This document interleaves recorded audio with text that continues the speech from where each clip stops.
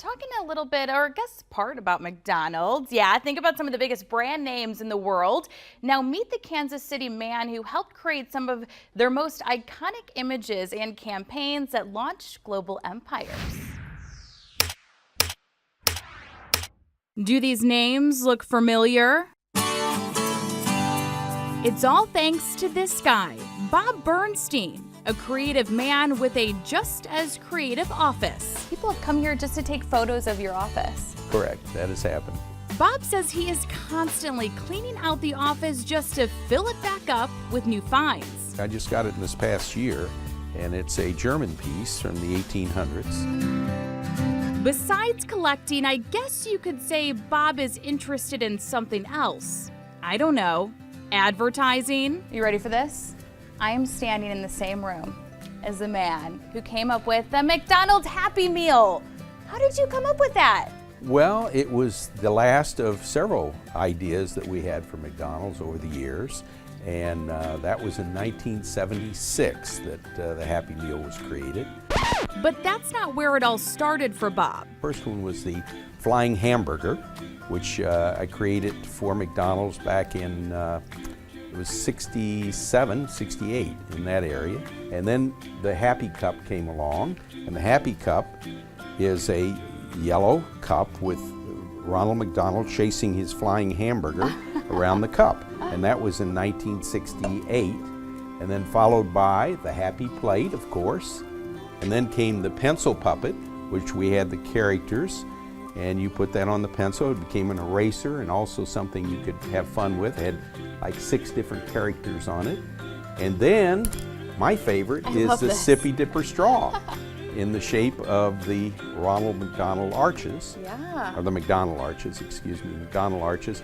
And then came the magic lid, which was a Frisbee, went over the milkshake container, and kids could use it as a Frisbee.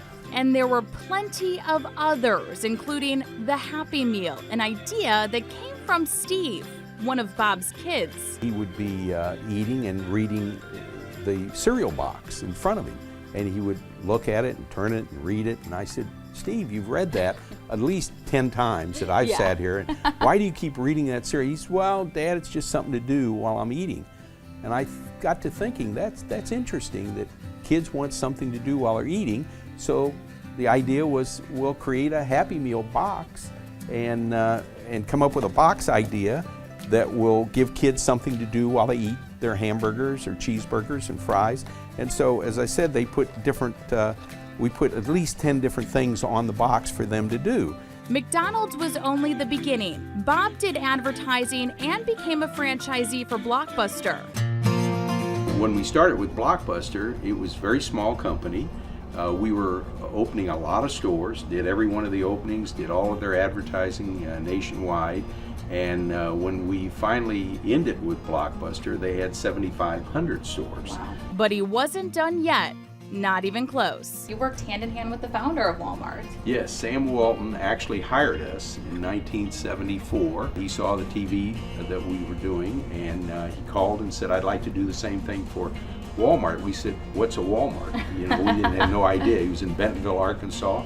They had 72 stores at the time, and I'd never heard of them. Bob worked for Walmart for 33 years. How about beauty brands? Beauty brands, yes, that's another concept that we developed in 1995. It's our first store. We did retail and professional services, and that was a concept that hadn't been done at that point. And so we started in Kansas City. We ended up with about 15 stores in Kansas City, and then we went into about 17 other states and opened up beauty brands. The list goes on. It's just been a great experience for me, but it's the people that make it happen. It's not, you know, it's not me. It's who really was supportive of the concepts that I worked with. And so as I said, I'm very fortunate to be surrounded by great people. It's a brilliant idea. I know. I can't believe that he actually started beauty brands. When I saw him, I was like, hey, by the way, thanks for my discounted cheese straightener. I appreciate that. It was just really fun to hear all his stories. And about inventing the Happy Meal. I know. Which is an iconic part of Americana, really. It is. That's what I said. I was like, how does it feel that you drive around and people still have the Happy Meal today, that this is your work? It's got to be so cool. He's excited that the idea took off. I'm like, oh, yeah, I think it took off. Yeah. You think? Thanks, Christine. That was a great story. You're welcome.